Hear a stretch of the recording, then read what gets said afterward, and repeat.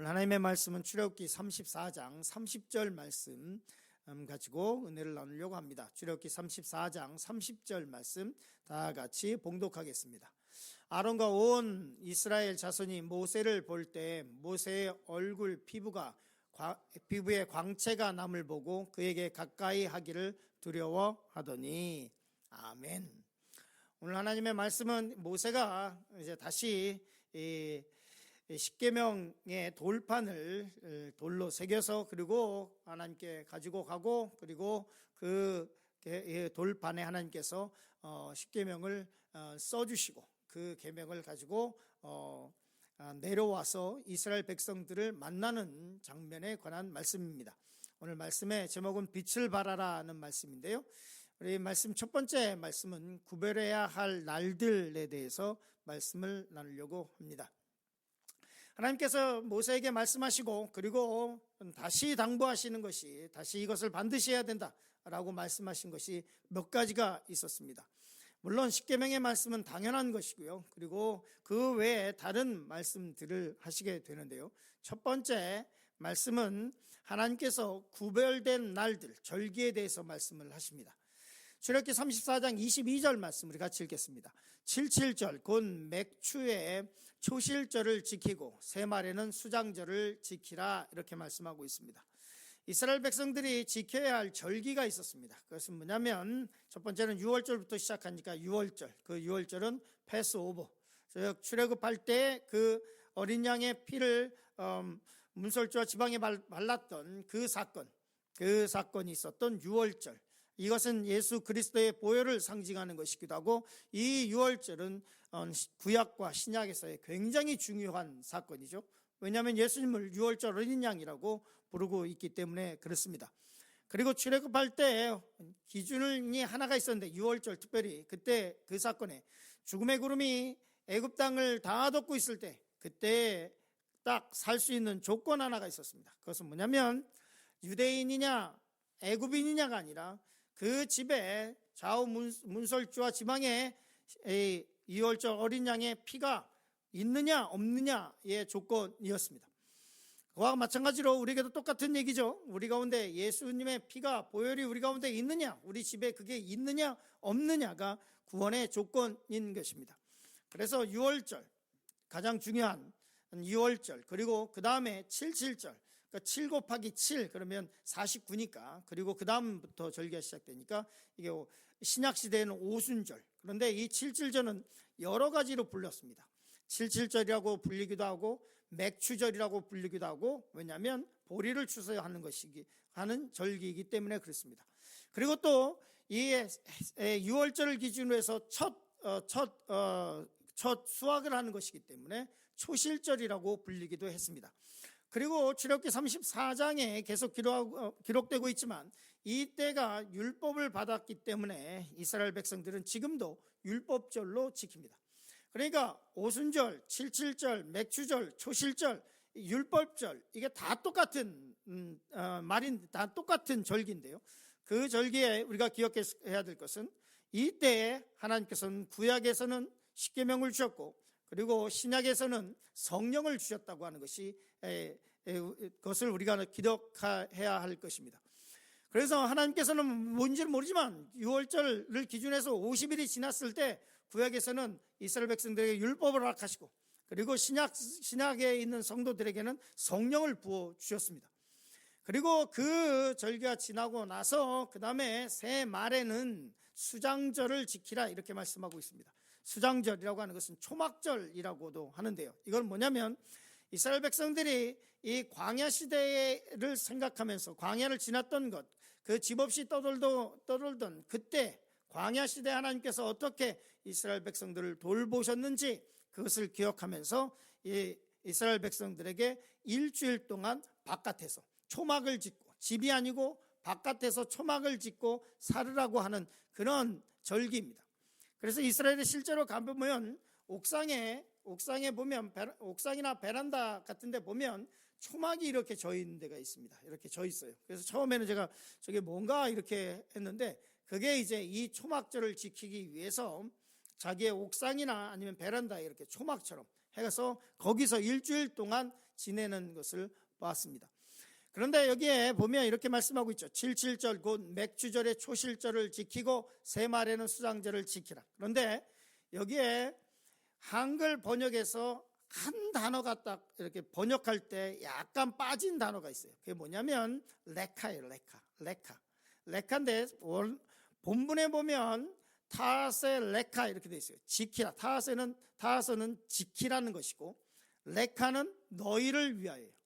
그러니까 6월절, 77절, 초실절이든 아니면 초막절이든 이 절기를 지키라고 우리 성경에 이렇게 되어 있는데 성경 원본에 보면 너희를 위해서 지키라 이렇게 말씀하고 있습니다. 왜 하나님께서 이 절기를 3개를 주셨고 그리고 이 3개의 절기에는 이스라엘 백성들은 하나님께 1년에 3번 나가서 이 절기를 지켜야만 했느냐? 이것은 뭐냐면 하나님의 백성으로서 하나님 중심적인 삶을 살아가는 거예요. 1년 동안 살아가면서 우리에게 절기를 주신 이유는 뭐냐면 하나님의 백성이면 당연히 하나님 중심적인 삶을 살아가는 거예요. 하나님 중심적인 삶을 살지 않으면서 어떻게 하나님의 백성이라고 얘기할 수 있겠습니까? 요즘 같은 경우는 성탄절이 너무 희미하죠. 그냥 성탄절에서는 저희같이 아주 거의 깡보수에 해당하는 교회나 주일 성탄절날 예배를 드리지 많은 한국 교회도 미국 교회도 성탄절은 그냥 전주 크리스마스 날 전주에 그냥 드려버리고 가족까지 부활절도 그냥 지나가고 그리고 이런 절기들이 그냥 흐지부지 추수감사절도 그냥 흐지부지 이렇게 지나가게 됩니다. 그런데 구약에서 하나님께서 절기를 주시면서 뭐라고 말씀하고 있냐면 너희를 위하여 지키라. 하나님의 백성으로 1년을 살아가면서 이스라엘 백성들이 3번의 이 절기를 지켜나갔던 것은 뭐냐면 어떤 사람은 그랬을 것입니다. 귀찮다, 매해 이거 별 의미가 없다 이런 생각을 했을 수도 있습니다. 그러나 하나님께서는 이 3 절기를 너희를 위하여 지키라. 이것은 이스라엘 하나님의 백성으로서 하나님 중심적인 1년의 삶을 살으라고 하시는 하나님의 뜻이 담겨 있습니다. 그런데 이 초막절 말씀은 드렸기 때문에 다음 장으로 넘어가면 하나님께서 약속하신 것이 있습니다. 출애굽기 34장 24절 말씀 같이 읽겠습니다. 내가 이방 나라들을 내 앞에서 쫓아내고 내 지경을 넓히리니 너가 매년 3번씩 여호와 내 하나님을 뵈려고 올 때 아무도 내 땅을 탐내지 못하리라. 하나님께서 약속하신 것이 있어요. 네가 이 3번의 절기를 지키면서 하나님의 백성으로 하나님 중심적으로 살아간다면 내가 너를 지키고 그리고 내가 이 절기를 지킬 때에 아무도 내 땅을 탐하지 못하게 하리라. 내가 너의 소유를 지키고 너의 지경을 지켜줄 것이고 너의 직장을 지켜줄 것이고 너의 사업장을 지켜주고 너의 가족을 지켜줄게 라고 하는 하나님의 약속이 그 가운데 담겨 있습니다. 그렇기 때문에 하나님의 날들을 구별하고 내가 하나님의 사람, 하나님의 그리스도인, 하나님의 백성이라고 한다면 하나님 중심적인 삶을 살아가야만 하는 것입니다. 그것이 우리에게 주신 절기의 의미라고 구약 성경은 분명하게 특별히 모세를 통해서 십계명을 다시 써주시고 난 이후에 하나님께서 하신 말씀입니다. 두 번째, 세상이 두려워하는 삶에 대해서 말씀을 나누려고 합니다. 레위기 11장 45절은 레위기 전체의 주제의 절이죠. 우리 같이 읽어보겠습니다.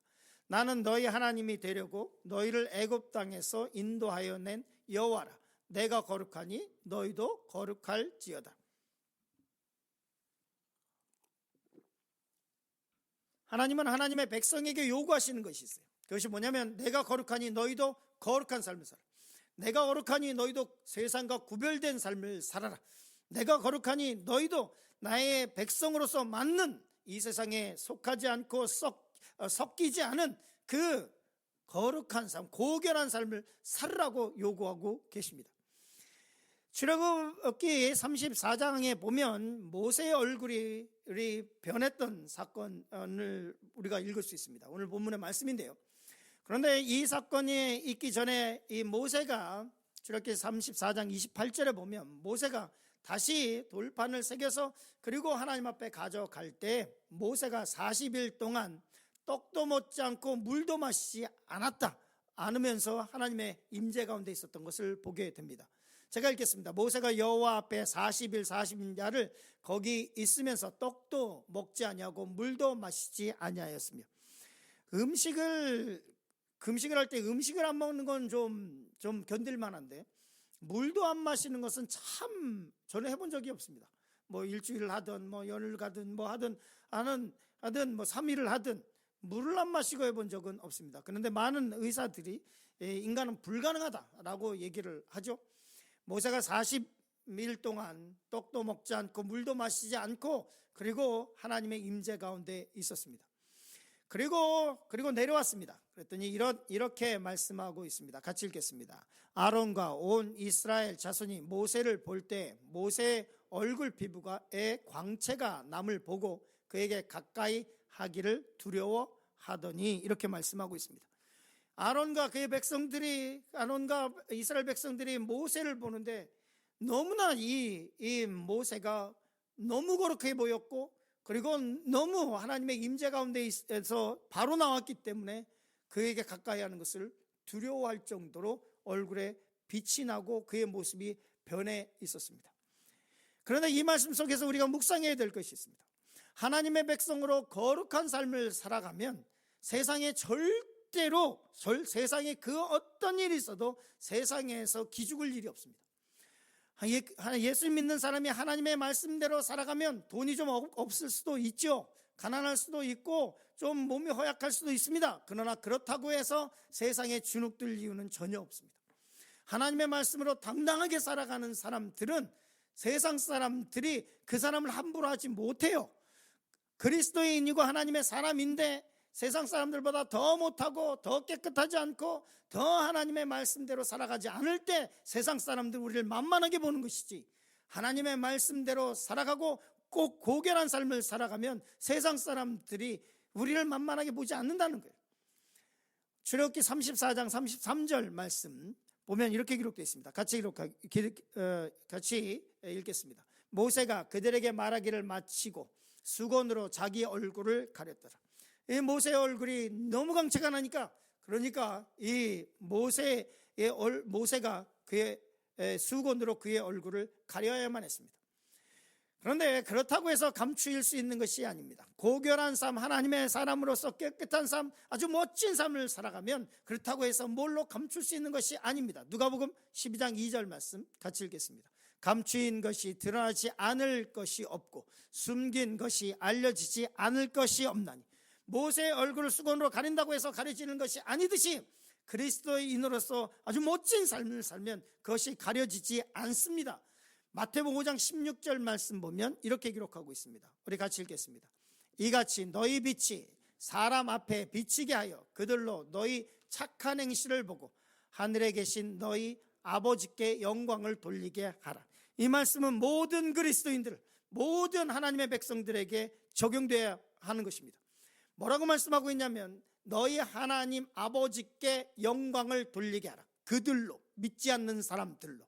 그런데 뭐라고 말씀하고 있냐면 너희 다른 사람들이 하나님께 영광을 돌리게 하는데 너희 기도로, 너희의 찬양으로가 아니라 그들로 너희 착한 행실을 보고요, 너희 착한 행실을 보고 하늘에 계신 너희 아버지께 영광을 돌리게 하라.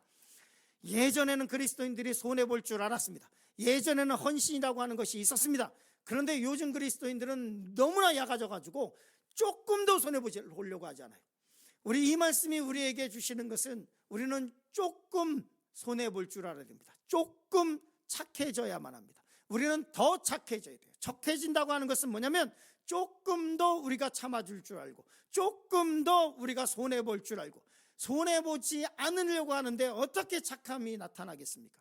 그리스도인들이 절대로 손해보지 않겠다고 하는데, 양보하지 않겠다는데 어떻게 믿지 않는 사람들이 하나님께 우리의 행실을 보고 하나님께 영광을 돌리겠습니까?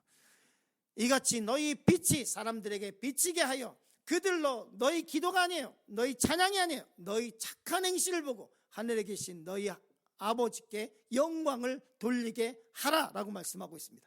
다른 사람들에 대해서 조금 손해보십시오. 조금 더 용서해주고 조금 더 그 사람들을 용납해 주시길 간절히 축원합니다. 이 말씀을 기억하시면서 오늘 하루를 살아가시기를 간절히 부탁드립니다.